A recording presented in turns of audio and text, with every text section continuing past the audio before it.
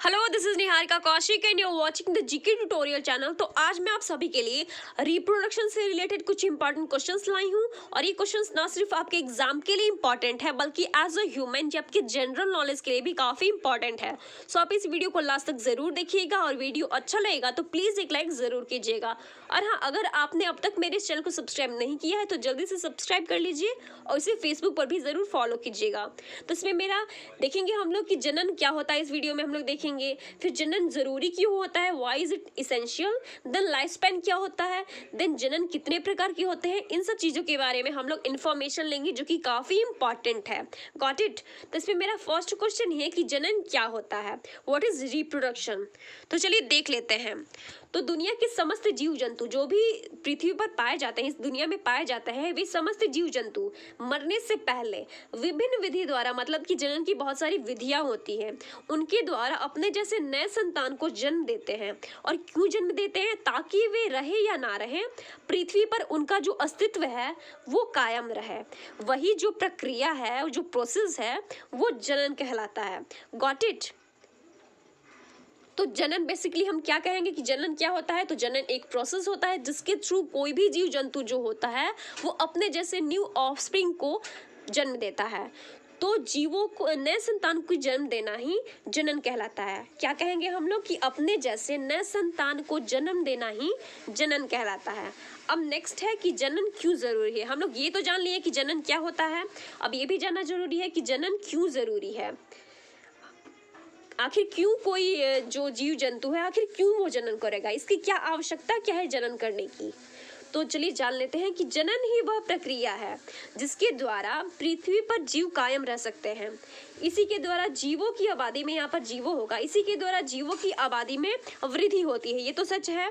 अगर जीव प्रजनन न करे तो आने वाले कुछ सालों में पूरी पृथ्वी जो है वो सुनसान और बेजान हो जाएगी, सारे जीव मर जाएंगे। अर्थात पृथ्वी पर जो है ऐसी स्थिति उत्पन्न ना हो, इसके लिए हर जीव में जनन करना जरूरी होता है, रिप्रोडक्शन जरूरी होती है। ये तो बात बिल्कुल सच है भाई। आप इसको इस तरह से भी समझ सकते हैं कि मान लीजिए आपके दादाजी हुए, दादाजी ने जनन किया तब आपके पिताजी हुए, और जब पिताजी ने जनन किया तब आप पैदा हुए। तो अगर आपके दादाजी जनन नहीं करते, रिप्रोडक्शन नहीं करते, तो क्या आप हो पाते? नहीं हो पाते ना। इसीलिए जीवों की आबादी में वृद्धि हो, इसलिए जनन करना बहुत ज़रूरी होता है।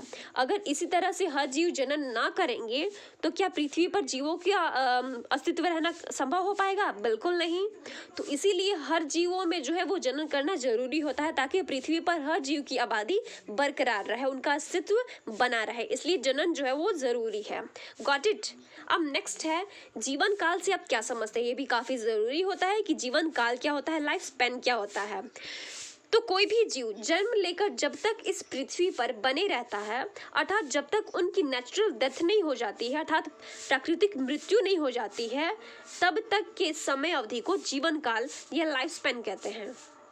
आप इसको इस बात से भी समझ सकते हैं कि मान लीजिए एक बंदा वो जन्म लिया और वो अपना पूरा जिंदगी जिया, उसके बाद वो बूढ़ा हो गया और उसकी मृत्यु हो गई। तो जन्म लेने के बाद उसकी मृत्यु तक के जो भी टाइम पीरियड है, जो भी ये व्यतीत किया समय, इसी को हम लोग बोलते हैं लाइफ स्पैन। और डेथ भी कौन सी डेथ? Natural death. ये नहीं कि कोई एक्सीडेंटल डेथ हो गया, सुसाइड केस हो गया, इस टाइप का नहीं। नेचुरल डेथ मतलब कि कोई भी बंदा जो जन्म लिया, कोई भी जीव जन्म लिया और जब तक उसकी नेचुरल डेथ हो जाती है तब तक की समय अवधि को लाइफ स्पैन कहते हैं। जन्म से लेकर मृत्यु तक के टाइम पीरियड को लाइफ स्पैन बोलते हैं। Got it. और ये भी जो है लाइफ स्पैन जो होता है वो हर जीवों में अलग अलग होता है, हर जीवों का लाइफ स्पैन अलग अलग होता है। जैसे कि अगर हम ह्यूमंस की बात करें तो ये 60 to 70 ईयर्स का होता है ह्यूमंस का लाइफ स्पैन। अगर हम माइक्रो ऑर्गेनिज्म्स की बात करें तो कुछ सेकेंड्स या कुछ मिनट का होता है, कुछ सेकेंड या कुछ मिनट का होता है माइक्रो ऑर्गेनिज्म का। अगर हम टॉर्टोइस की बात करें तो इसका 200 तक होता है, 200 ईयर्स तक होता है लाइफ स्पैन इसका। टॉर्टोइस 200 साल तक जिंदा रह सकता है। ओके। और सबसे ज़्यादा यही इसी का जीवन काल रहता है। सो आई होप आपको लाइफ स्पैन का क्लियर हो गया होगा कि क्या होता है। ओके, अब नेक्स्ट है कि जनन कितने प्रकार का होता है, ये भी काफ़ी इंपॉर्टेंट है। और इसका जो जनन होता है वो 2 प्रकार का होता है। एक जो होता है वो असेक्सुअल रिप्रोडक्शन होता है और एक जो होता है वो सेक्सुअल रिप्रोडक्शन होता है। फिर असेक्सुअल की अलग अलग विधियाँ होती हैं, जैसे कि फिजन हो गया, बडिंग हो गया, स्पोरुलेशन हो गया, ये भी अलग अलग है। लेकिन बेसिकली जो जनन होता है वो 2 प्रकार का ही होता है। एक जो होता है असेक्सुअल रिप्रोडक्शन और एक जो होता है वो होता है सेक्सुअल रिप्रोडक्शन। तो आज के इस वीडियो में बस इतना ही। उम्मीद करती हूँ वीडियो आप सभी को काफ़ी पसंद आया होगा। तो इसी तरह की और भी वीडियो को देखने के लिए आप मेरे इस चैनल को ज़रूर सब्सक्राइब कीजिएगा और वीडियो को भी ज़रूर लाइक कीजिएगा। Got it. तो आज के इस वीडियो में बस इतना ही। Thanks for watching this video. Bye bye.